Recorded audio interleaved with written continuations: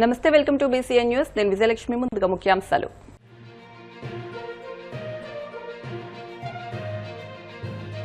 కూలగొట్టడం, విధ్వంసం చేయడమే గొడ్డల పార్టీ నైజం. గత వైసీపీ పాలనపై మహానాడు వేదికగా నిప్పులు చెరిగిన మంత్రి నిమ్మల రామానాయుడు.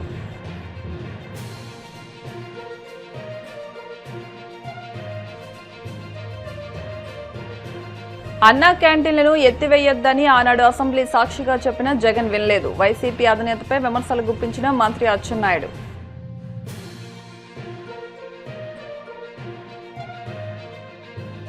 తొలి సంతకం అంటూ నానా హడావిడి చేసి నిర్వహించిన డీఎస్సీలో కూటమి ప్రభుత్వం పెద్ద స్కామ్ చేసింది. వైసీపీ అధికార ప్రతినిధి నాగమల్లీశ్వరి ఫైర్.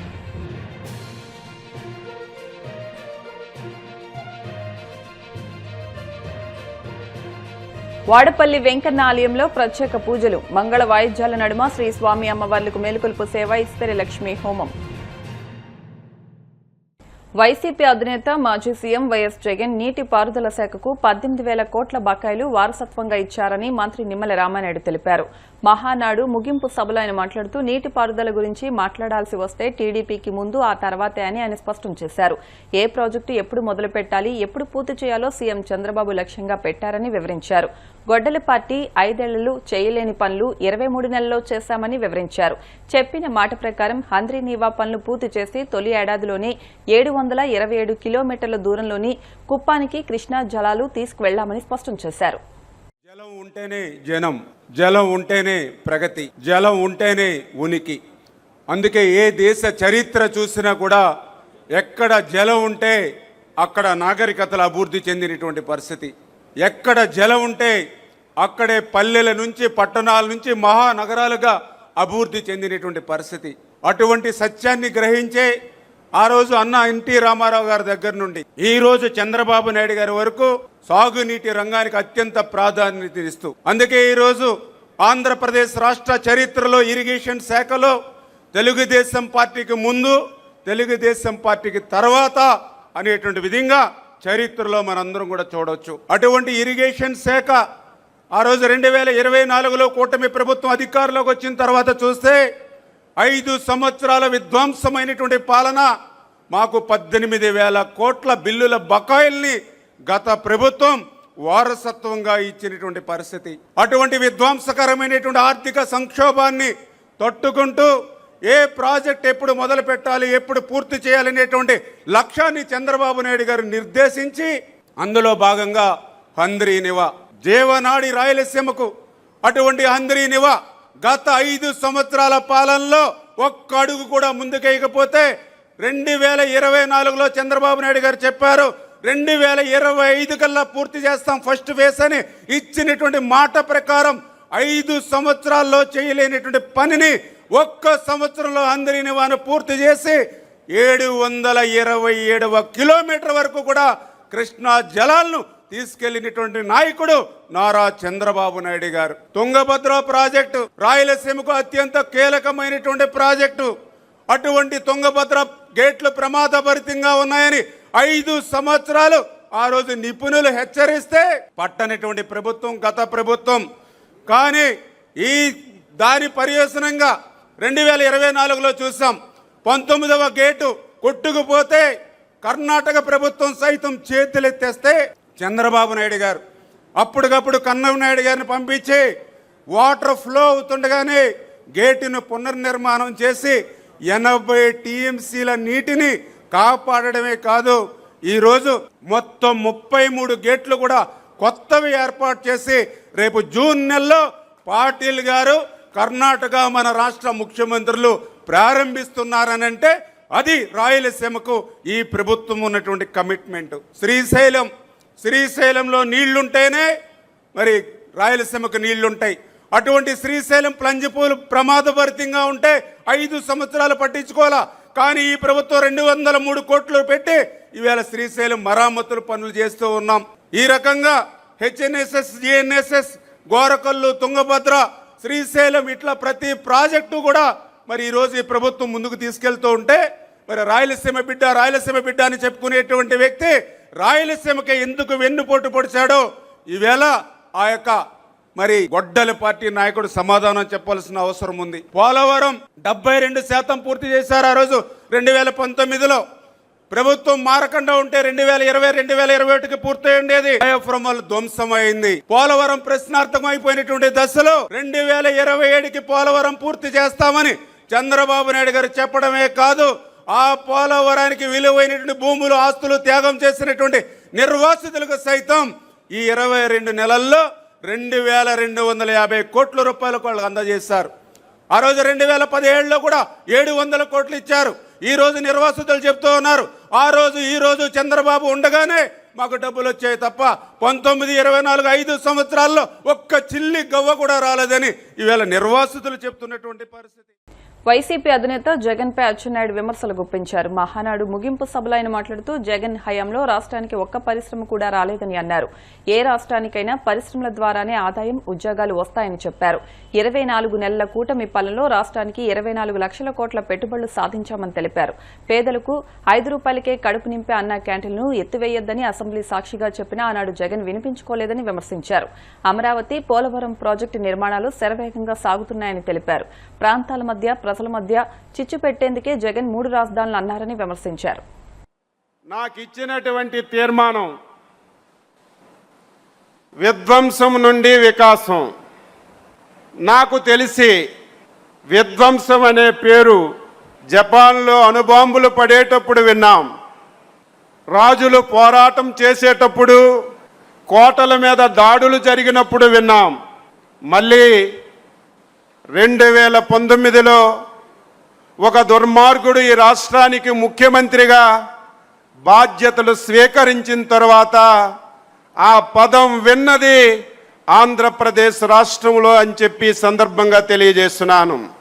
నేను చాలా సందర్భాల్లో చెప్పాను, ప్రజలది తప్పని. పార్టీకి సంబంధం లేదు, ఎవరికీ సంబంధం లేదు. వ్యక్తిగతంగా నేను ఎప్పుడూ ఒక పౌరుడిగా ఈ మాట చెప్తుంటాను. ప్రజలు ఎప్పుడూ అప్రమత్తంగా లేకపోతే చాలా పెద్ద ప్రమాదం జరుగుతుంది. ఆ ప్రమాదమే 2019వ సంవత్సరం ఎన్నికల్లో జరిగిందని ఘంటాపదంగా నేను చెప్పదలిచాను. ఎవరో కొత్తగా రాజకీయాల్లోకి వచ్చి రాజకీయ పార్టీ పెట్టి నేనేదో ఉద్ధరిస్తానంటే, తెలుసో తెలియక అధికారాన్ని ఇచ్చారంటే ఒక అర్థం ఉంటుంది.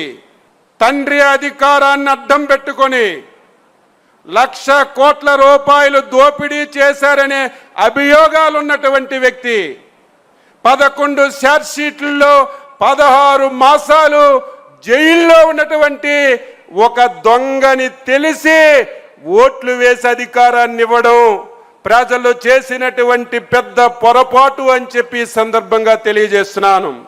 ప్రజలు ఇచ్చినటువంటి అధికారాన్ని కనీసం రాష్ట్రం గురించి, ప్రజల గురించి, ఈ రాష్ట్ర భవిష్యత్తు గురించి ఆలోచించవలసినటువంటి ముఖ్యమంత్రి అధికారం వచ్చిన తర్వాత ప్రమాణ స్వీకారం చేసినటువంటి మొదటి రోజు నుంచి దిగిపోయినటువంటి చివరి రోజు వరకు ఆంధ్రప్రదేశ్ రాష్ట్రాన్ని విధ్వంసం చేయడమే ఒక ప్రణాళికగా పెట్టుకొని పనిచేసిన విషయాన్ని ఈ సందర్భంగా తెలియజేస్తున్నాను.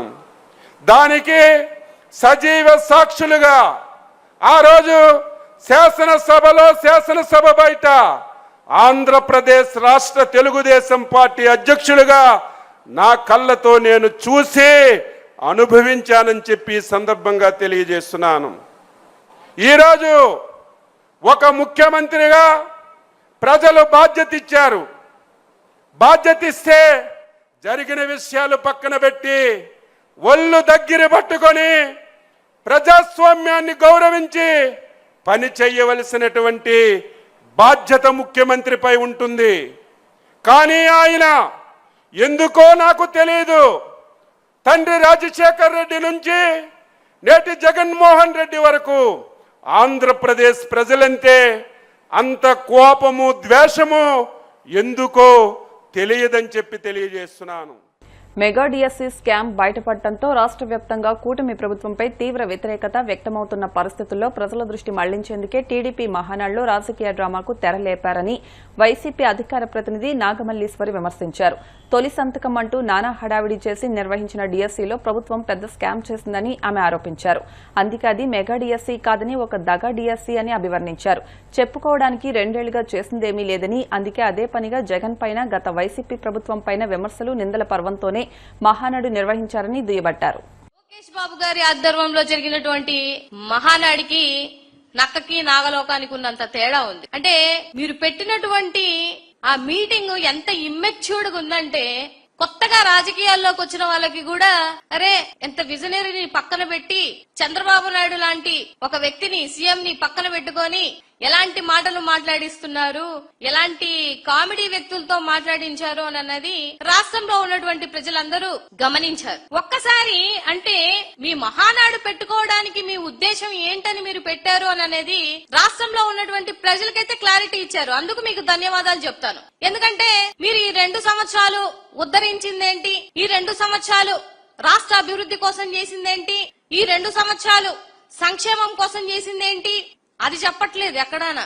పోనీ రాబో రోజులలో ఏమన్నా చేస్తాము, రాబో రోజులు అన్నటువంటి పథకాలు ఇవ్వలేనివి ఏమన్నా ఇస్తాము, మహిళలకి రక్షణ కల్పిస్తాము, ఇలాంటి మాటలు మాట్లాడలేదు. ఓన్లీ జగన్మోహన్ రెడ్డి గారిని తిట్టడానికి, జగన్మోహన్ రెడ్డి గారిని దూషించడానికి, జగన్మోహన్ రెడ్డి గారిని నానా మాటలు అనడానికి, జగన్మోహన్ రెడ్డి గారి కాలి గోటికి కూడా సమానం అవ్వనటువంటి వ్యక్తులతో మీరు మాట్లాడించి మీ స్థాయిని, మహానాడు స్థాయిని తగ్గించినటువంటి క్రెడిబిలిటీ ఎవరికన్నా దక్కుతుందయ్యా ఈ రాష్ట్రంలో అంటే మన సకల శాఖ మంత్రి లోకేష్ బాబు గారికి. ఇవాళ రాష్ట్రంలో ఉన్నటువంటి ప్రజలందరూ అంటే వాళ్ళంతా అమాయకులు అనుకొని వాళ్ళ చెవులో పూలు పెడదామని చెప్పేసి మీరు మాట్లాడుతున్నటువంటి మాటలన్నీ చాలా హాస్యాస్పదంగా ఉంది. 164 మంది ఎమ్మెల్యేలు ఉన్నప్పటికీ కూడా 1164 సార్లు జగన్మోహన్ రెడ్డి గారు జపం చేస్తున్నారంటే మీరు ఎందుకు మహానాడు పెట్టారు అనేది క్లారిటీగా అర్థమైపోయింది. స్త్రీ శక్తి కోసం మాట్లాడుతున్నారు. అక్కడ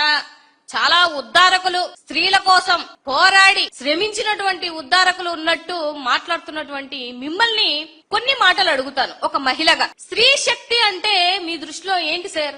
లోకేష్ బాబు గారు మీ దృష్టిలో ఏంటండి? మీ మహానాడికి మహిళలు రావట్లేదని చెప్పేసి మీరు మందిచ్చినా రావట్లేదు, బిర్యానీలు ఇచ్చినా రావట్లేదు, జనాలు రావట్లేదని చెప్పేసి కొన్ని ఏరియాలో ఎంత సిగ్గు చేయడంటే రికార్డింగ్లు కూడా పెట్టి పిలిపించుకుందామని. అంటే మీకు ఒక స్త్రీకి మీరు ఇచ్చినటువంటి విలువ ఏంటనేది మీరు పెట్టినటువంటి రికార్డింగ్ డాన్సులను బట్టి అర్థమైపోతుంది కదండి. నాకు అర్థం అవట్లేదు. ఒకసారి ఆలోచించాలి కదా. అంటే మీ స్త్రీ శక్తి ఎలా ఉంటదనంటే కనిపిస్తే ముద్దన్న పెట్టాలా లేకపోతే కడుపన్న చేయాలి, అది మీ దృష్టిలో స్త్రీ శక్తి. ఇంత దారుణమైనటువంటి పరిస్థితిలో ఉన్నారా? అసలు మీ ఆధ్వర్యంలో జరిగినటువంటి మహానాడు ఎందుకు పెట్టారు?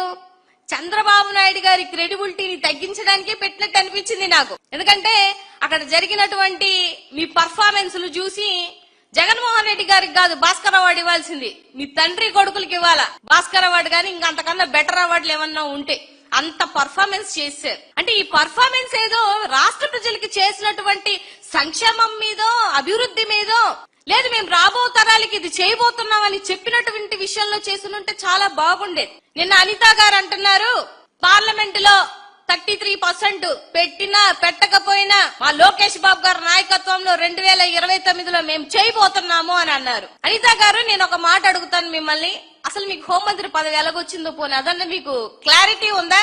మీరు జీవితాంతం రుణపడి ఉండాల్సింది జగన్మోహన్ రెడ్డి గారికి, లోకేష్ బాబు గారికో చంద్రబాబు నాయుడు గారికో కాదు. ఎందుకంటే ఆయన ఒక దళిత మహిళకి హోంమంత్రి పదవి ఇవ్వడం మూలాన మీకు ఆ పదవి ఇవ్వడం జరిగింది. అదే నిజంగా మీ మీద అంత ప్రేమ ఉన్నట్లయితే, అంత కన్సర్న్ ఉన్నట్లయితే మీకు గతంలో మంత్రి కూడా ఇవ్వలేదు కదా. అలాంటిది మీకు ఇవాళ హోంమంత్రి పదవి ఇచ్చారు అని అంటే అర్థం ఏంటంటే జగన్మోహన్ రెడ్డి గారి హయాం అంటే 2019 నుంచి 24 వరకు మహిళల కోసం ఆయన 33 50% ఇచ్చినటువంటి. ఇప్పుడు కాసేపు ప్రకటనలు.